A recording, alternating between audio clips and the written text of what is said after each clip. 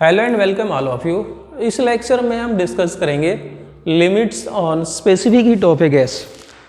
तो dear students, specific heat हम जानते हैं क्या होती है। किसी भी मटेरियल के यूनिट मास का टेम्परेचर यदि हमें यूनिट डिग्री से राइज करना है तब जो हीट चाहिए उसको हम क्या कहते हैं, स्पेसिफिक हीट कहते हैं।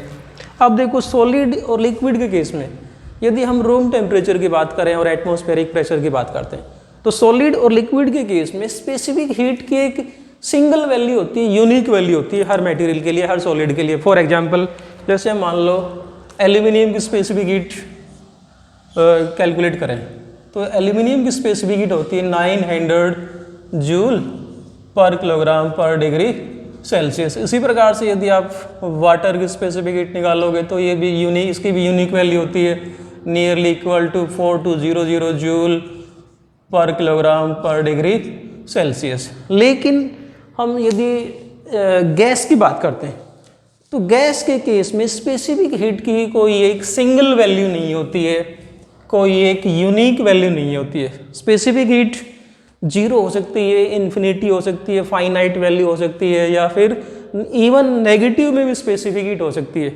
अब वो किस बात पर डिपेंड करती है? ये डिपेंड करती है गैस को हमने किस कंडीशन में हीट किया है, राइट। तो हम कुछ एक एग्जांपल लेंगे जहां पर हम गैस की स्पेसिफिक हीट को डिस्कस करेंगे। Now we know the formula of specific heat, C is equal to delta Q upon M delta T. M is mass of the material, या गैस ले रहे हैं तो गैस का मास हो गया, delta T is change in temperature, delta Q is amount of heat supplied. अब देखो, हम फर्स्ट कंडीशन लेते हैं। जब हम किसी गैस को सडनली कंप्रेस करते हैं, when A gas is compressed suddenly, right, suddenly compress करते हैं गैस को, तो उस केस में क्या होगा? जब किसी गैस को हम सडनली कंप्रेस करते हैं, ये हमारे पास में कोई सिलेंडर है जिसके अंदर गैस को फिलअप कर रखा है और ये पिस्टन है, और जब पिस्टन को हम सडनली कंप्रेस करते हैं तो उस केस में क्या होगा? ये जो गैस के मॉलिक्यूल्स है ना, they will come close to each other, okay, और इनके बीच में जो कोलिजन है that will increase.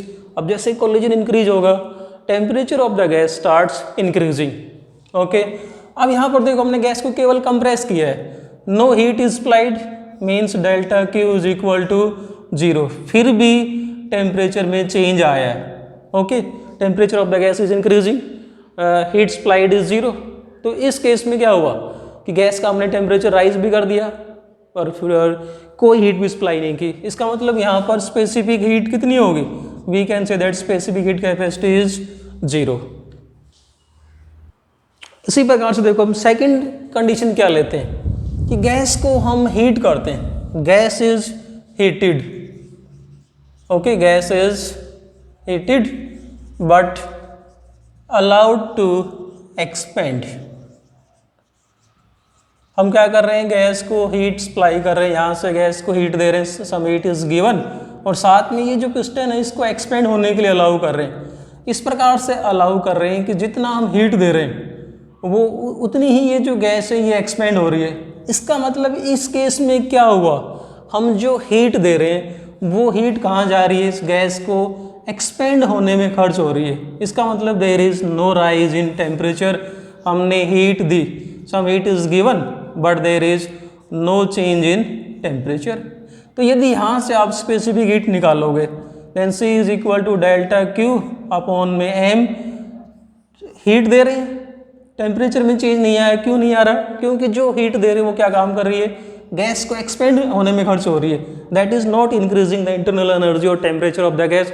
So increase in temperature is 0, something upon 0 is infinity. So इस केस में गैस की स्पेसिफिक हीट क्या होगी? इन्फिनिटी। देखो, अगली सिचुएशन क्या हो सकती है कि हम इस गैस को हीट देते हैं, सम हीट इज गिवन। अब क्या हो रहा है? देखो, पहले वाले केस में क्या था कि जितनी हीट दे रहे हैं उसी रेट में गैस एक्सपेंड हो रही है, तो there is no rise in temperature. अब अगली सिचुएशन क्या हो सकती है कि if rate of expansion is slow, मतलब ये जो गैस एक्सपेंड तो हो रही है लेकिन साथ में इसका टेम्परेचर भी चेंज हो रहा है, तो इस केस में specific heat C is equal to क्या आएगी? डेल्टा क्यू अपॉन में एम डेल्टा टी। तो साथ में क्या होगा? टेम्परेचर भी चेंज होगा, गैस एक्सपेंड भी होगी, तो कुछ देर के बाद में क्या होगा, गैस का टेम्परेचर इंक्रीज तो होगा ही। तो जो स्पेसिफिक हीट है कि जो भी गिवन मास था उसका टेम्परेचर हम 1 डिग्री से राइज करें या जितना भी मास है उसके अकॉर्डिंग टेम्परेचर राइज करेंगे, उसकी स्पेसिफिक हीट क्या आएगी। इस केस में स्पेसिफिक हीट की वैल्यू क्या होगी, पॉजिटिव होगी और फाइनाइट वैल्यू आएगी। ओके, अब देखो अगली सिचुएशन क्या हो सकती है कि if the rate of expansion of gas is large, मतलब जो गैस है ना वो हम हीट दे रहे हैं लेकिन इसकी जो एक्सपेंशन है वो काफ़ी तेज़ी से हो रहा है। मतलब क्या हुआ इस केस में कि आपने हीट दी लेकिन गैस इज एक्सपेंडिंग सडनली, तो उस केस में क्या होगा, गैस का जो टेम्परेचर है वो इंक्रीज होने के बजाय क्या होगा, डिक्रीज होगा। जैसे कभी आपने देखा भी होगा कि जो कभी आपने हलवाई को खाना बनाते हुए देखा होगा, तो देखना हो जब हलवाई भट्टी को चलाता है तो उस सिलेंडर में से गैस काफ़ी तेज़ी से बाहर निकल के आती है, सडनली एक्सपेंड हो रही है गैस। तो उस केस में क्या होता है, सिलेंडर को आप देखोगे सिलेंडर का टेम्परेचर कम हो जाता है, सिलेंडर ठंडा हो जाता है। ओके, कभी देखा भी होगा आपने। तो हलवाई क्या करता है, उस सिलेंडर को गर्म पानी वगैरह में रखता है। तो क्यों हुआ ऐसा कि जब ये गैस सडनली एक्सपेंड होती है तो गैस के मॉलिक्यूल्स क्या हो जाते हैं, काफ़ी दूर दूर हो जाते हैं, इनका जो कोलिजन है वो कम हो जाएगा। तो जो हीट दे रहे हैं, ओके, ये जो गैस का टेम्परेचर राइज कर रही है उसकी तुलना में क्या हुआ, जो गैस सडनली एक्सपेंड होती है वो टेम्परेचर डिक्रीज हो जाएगा। हम हीट भी दे रहे हैं फिर भी क्या हुआ, टेम्परेचर डिक्रीज हुआ।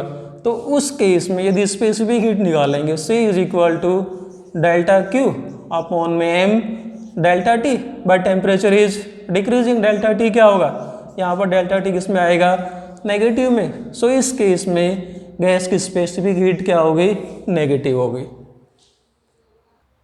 सो यही कुछ एक रीजन है कि गैस की जो स्पेसिफिक हीट है वो कांस्टेंट क्यों नहीं होती है। तो actually exact value of specific heat किस पे डिपेंड करती है, मोड ऑफ हीटिंग, हम किस मोड पे गैस को हीट कर रहे हैं उस पर डिपेंड करती है। Okay, thanks and keep on watching.